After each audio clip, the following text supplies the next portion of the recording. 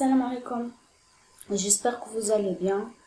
Dans cette vidéo, je vais vous expliquer comment réclamer et lancer une exception, comment tester vos méthodes avec le GNI et comment faire le debug d'un programme et pourquoi. Donc, je vous ai déjà envoyé le code source, essayez de l'ouvrir avec Eclipse ou NetBeans. Moi, personnellement, je préfère le NetBeans.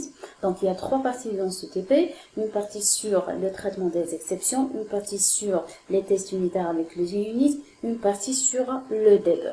Nous commençons avec le package Custom Exception qui contient deux classes, des exceptions personnalisées pour vous montrer la différence entre une exception qui hérite de runtime exception comme file size 0 exception et une autre qui hérite de la classe exception directement comme file not text exception.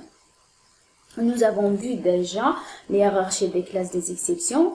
Les exceptions qui héritent de la classe runtime exception sont des main handle.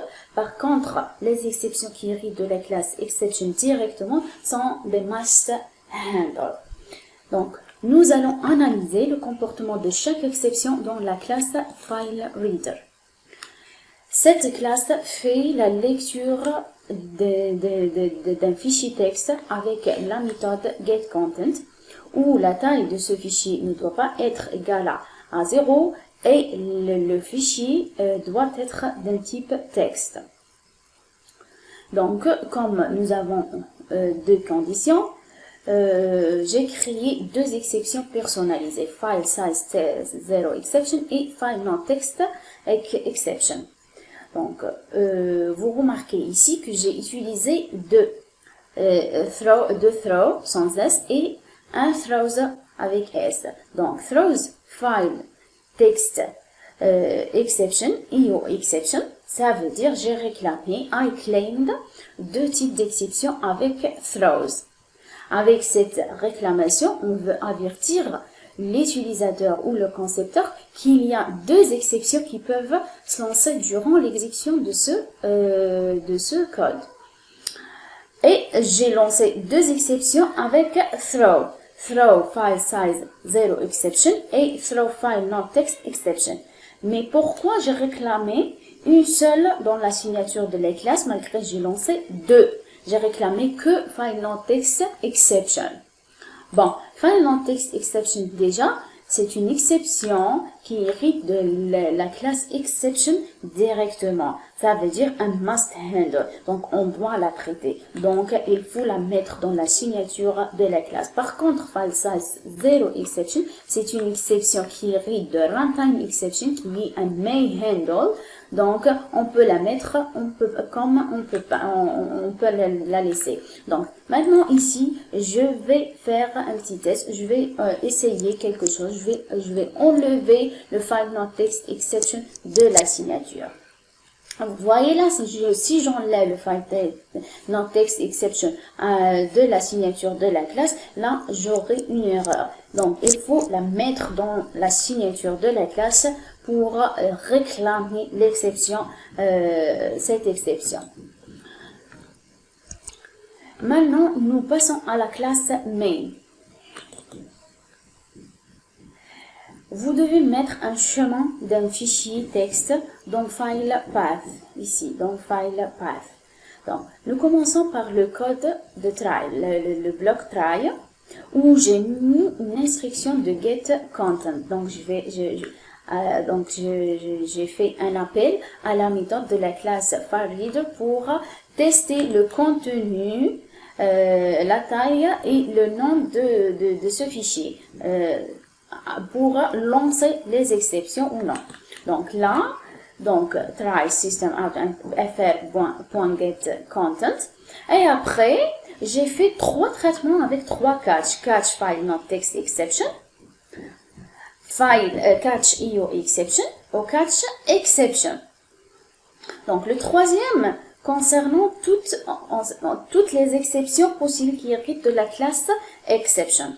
Donc maintenant la question c'est pourquoi cet ordre? Pourquoi file not text exception après io exception après exception. Pour répondre à cette question, je vais essayer de changer l'ordre. On prend le bloc, le troisième bloc de catch et je le mets ici. Vous voyez là, le NetBeans nous indique une erreur là. Parce que déjà, le file not text exception et le exception héritent de la classe exception. Donc, on ne peut pas répéter le traitement des exceptions déjà traitées dans ce bloc. Donc, il faut toujours commencer par les exceptions personnalisées avant de passer à les exceptions plus générales. Alors, pourquoi on n'utilise pas directement exception pour détecter toutes les exceptions? Parce que nous préférons toujours détecter le problème exact pour faire le traitement approprié à nos exceptions. Bon, pour cela, nous avons proposé un traitement pour les exceptions de type IO et de type exception, print stock trace pour afficher la trace où cette exception. Malgré cet exemple est très simple, mais il explique bien le cycle de vie d'une exception, de la déclaration de la réclamation, claiming an exception, le lancement quand et où, throwing an exception, et à la fin, le traitement d'une exception par catching. Donc, on a créé deux exceptions personnalisées. On a lancé les exceptions durant le test de contenu de ce fichier, de fichier. Et après, on a fait le traitement dans la classe main avec des catch, avec des blocs de catch. D'accord? Nous passons maintenant au test unitaire avec le JUnit. Nous allons utiliser le JUnit 4. Pour l'importer, cliquez sur le projet, package, properties, libraries, add jar et vous choisissez le fichier JUnit 4. Open. OK. D'accord? Donc, nous commençons par la classe utile.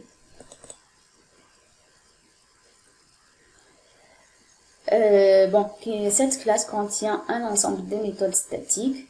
La première méthode, concat_words, pour faire la concaténation des mots.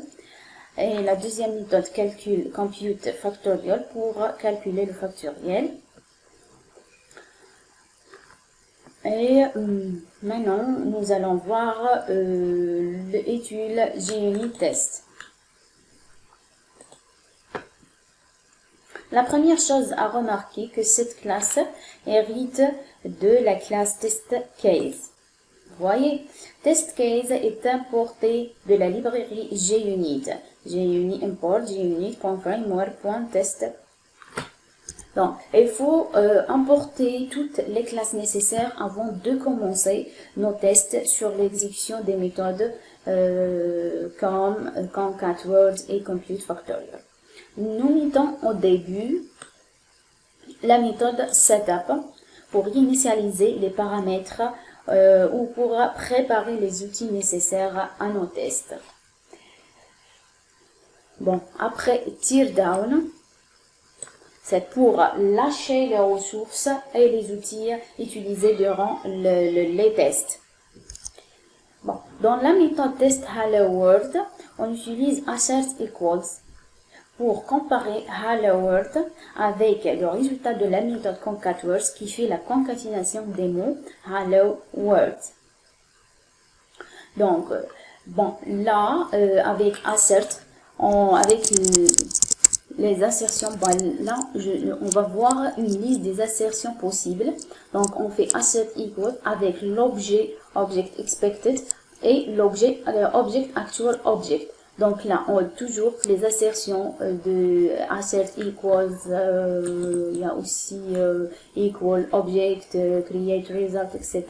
sont toujours utilisés pour tester en général pour tester l'objet expected object avec l'actual object dans notre travail. Bon, je vais vous expliquer quelque chose que les tests unitaires en général sont utilisés après la modification d'une méthode. Ça veut dire qu'on a déjà des résultats et qu'on veut les comparer avec la sortie de cette méthode après des modifications faites, des fois pour améliorer la performance, des fois pour comparer le temps d'exécution, etc. Vous voyez? Donc, c'est toujours assert avec un expected object et un actual object en général pour les tests unitaires.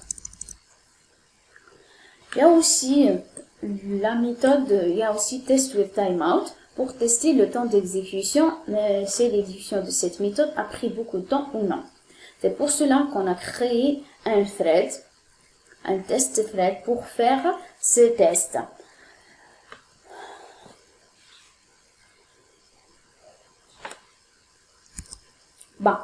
On lance le test thread avec test thread.start et on met le thread principal en pause avec thread.sleep pour 1 seconde.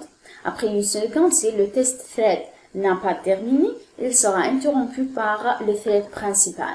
Vous voyez, test thread.interrupt. Le dernier test, c'est ici, le dernier test, c'est pour tester les exceptions. Donc, on donne à la méthode compute factorial une valeur négative pour lancer l'exception, car nous avons déjà mis une exception dans la classe étude. Là, une condition, if number inférieur à 1, throw new illegal argument exception. Donc, s'il détecte une exception, il va rentrer directement dans le cache de illegal argument exception. D'accord? Maintenant, nous allons voir l'exécution de cette classe. Exécutez tous cette classe sur vos PC, car chacun d'entre vous va avoir un résultat différent. Bon, ici, pour moi, j'ai eu test pass 66,67%. Ça veut dire, two tests pass, one test caused an error. Le test with timeout caused an error. The test took too long to complete. Vous voyez là, là, il nous affiche le résultat de nos tests unitaires. Et là, c'est le console d'exécution comme d'habitude. Vous voyez, donc on a fait 3 tests. Two tests passed, one test failed. Et c'est ça le test unitaire avec le JUnit. Donc maintenant, nous passons au debug. Nous faisons le debug quand on a un doute sur une classe. Par exemple, la classe FileReader. Là, on commence toujours par mettre un point d'arrêt sur la ligne 36 par exemple, et on lance le debug par clic droit et debug file. Regardez, debug file. Classe main plutôt. On lance avec le classe main parce que le get file, debug file. Vous allez voir ici. Regardez. Et après, vous remarquez que la ligne rouge est devenue verte. Maintenant, on rentre dans la classe étude. On marque le point d'arrêt à la ligne 26. Ici, la ligne 26, if number inférieur à 1. Donc, et là, on lance le debug file. Vous voyez là? Bon, ici, il faut comprendre un peu l'environnement de debug. Ici, on trouve les variables à utiliser. À droite, là, plutôt à gauche, là, la file d'appel. Le bouton rouge, c'est pour arrêter le debug. Pause, lancer le debug. Step over, passe par ligne. Le step over expression, c'est exécuter chaque expression dans la ligne. Rentrer dans une fonction.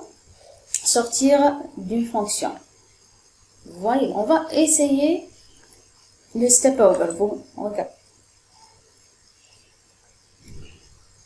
Bon. il passe par ligne et en plus de ça, les variables changent à chaque fois. À chaque ligne, les variables changent. On va essayer expression. Vous voyez là, il passe par expression. Il exécute par expression. Regarde. Et à chaque fois, on observe le changement des variables et le changement des résultats. Regardez. Donc, le bouton qui nous intéresse le plus, c'est toujours Step Over qui passe par des lignes. Donc, normalement, c'est ça le debug. Le debug, je vous ai dit, c'est juste pour tester des méthodes ou pour observer des changements durant l'exécution. En général, on l'utilise quand on a une boucle infinie, quand on rentre dans une boucle infinie, on ne sait pas où exactement, donc on lance le debug pour suivre l'exécution étape par étape, ligne par ligne, et c'est ça. Donc, normalement, on a fait presque tout. Donc, on a fait les exceptions, le traitement, le lancement et le traitement des exceptions. On a vu les tests unitaires avec les G-Unit. Et à la fin, j'ai fait un petit exemple sur le debug d'une classe. Normalement, on a terminé. Merci pour votre attention.